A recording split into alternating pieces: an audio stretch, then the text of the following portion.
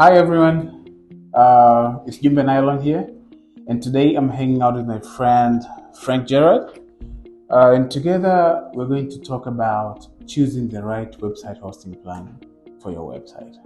So Frank, Yes, you are right. picking the right website hosting plan can feel confusing. Yeah. So there are people like us who develop websites on a daily basis. We have people who are also getting into this field, who are learning to develop, learning to code, people who have a little bit of an experience, and some of us are experts. So how do you help us navigate the website hosting confusion? Like, how do I know this is the right host? How do I know I'm picking the right plan? So can you try to walk us through that? Yeah. So choosing the right plan is the first thing you need to do. It matters a lot because if you choose the wrong plan, then your customers will have a bad experience. If you choose a good plan, your customers will have a good experience. Mm-hmm. The plan you choose determines several things. One, the type of security that you will have for your website. Mm-hmm. Secondly, for instance, the load time, the load speeds, how quickly your website will load. But also the type of support that you get from your web host too. Mm-hmm. Yeah, things like that: speed, security, type of support, and the overall customer experience that your customers will have. Yeah.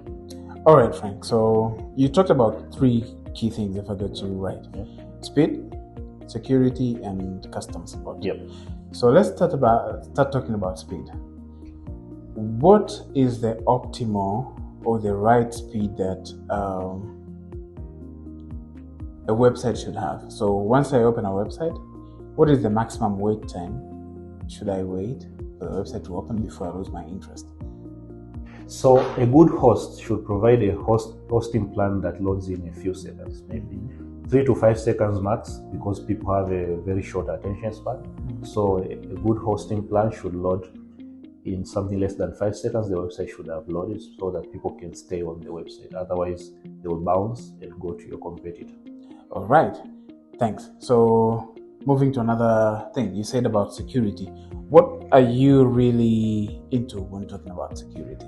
So security covers several things. One, how secure is the hosting environment itself, like from intrusions? Because if the host is hacked, then your website is also hacked. But also the type of security that you can provide your customers.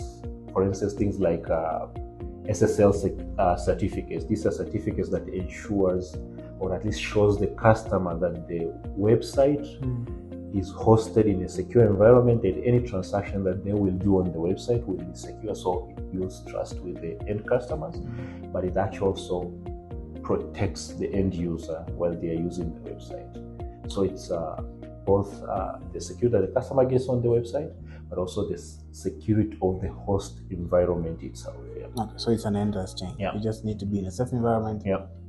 For yourself and to protect the consumers of your content, right? Yeah. Talking about good customer service, I don't know if most of us really care or really understand what is a good customer service and what should we expect from our providers. So, for example, for instance, when you talk about good customer service on where you host your website, what are you really talking about?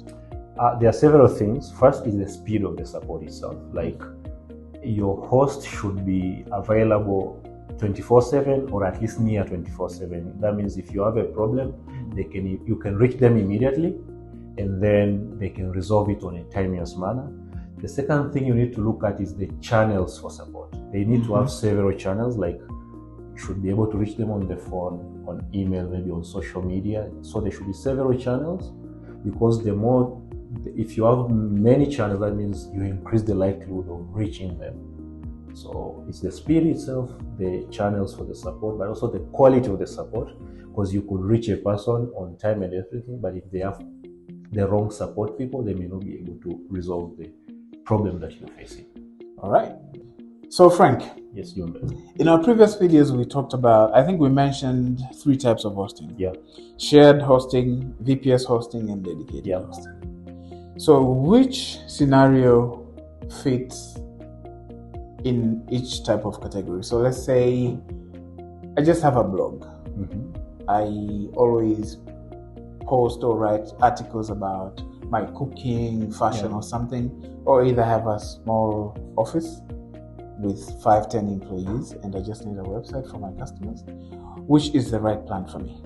Okay, so the 3 different types of hosting that we've spoken about will fit different needs. So for instance, people that have a personal blog, a portfolio site, or small website that does not get too much traffic, there isn't a lot of concurrent users at the same time, a shared hosting would be ideal for them because it covers the basics in the sense that you get your hosting space, some bandwidth that you can share among your customers and stuff like that. So small websites, personal blogs, small portfolio sites or small websites should start from the shared hosting, and then when their needs grow, they can go to a VPS or a dedicated hosting. Then for VPS hosting, people that have websites that encounter medium-sized traffic but also handle sensitive information, let's say you're hosting your own mobile app, for instance, or an e-commerce site,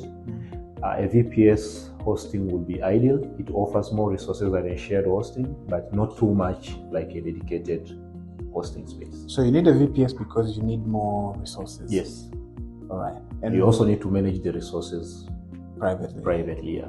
And who fits for dedicated space? So for dedicated, you need to, a good example would be, let's say, large enterprises that have a lot of deployments on the system that they are hosting, for instance, or also like they have a lot of concurrent users that are accessing the site at the same time, so they require a lot of bandwidth. They need a lot of more advanced security features, let's say a bank, for instance, or a small microfinance enterprise, or generally any big enterprise that serves has the a lot public, of traffic, has a lot of traffic, and has a lot of applications in it. Fits for dedicated. Yeah, can benefit from dedicated. All right, so let's talk about the damage.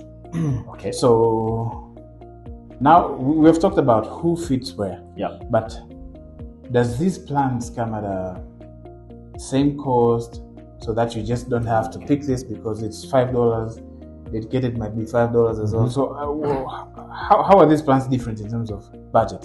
And depending on the type of businesses, how would you advise a business to choose these plans? So of course the budget varies because also the features vary. So for instance, a shared hosting would be cheaper than, let's say, a VPS or a dedicated hosting. So that is the main point, like the budget varies and each business should choose according to its hosting needs. That means if a business is small, it can choose shared, it will save on the cost also. And because sometimes buying too much space is a wastage. So you need to buy the right fit for you. Otherwise, you'll end up spending a lot of money for features that you'll probably never use. All right. So I think that's it. All right. Thank you, Jumbe. Thank you for your time. Yes, sir. Until next time.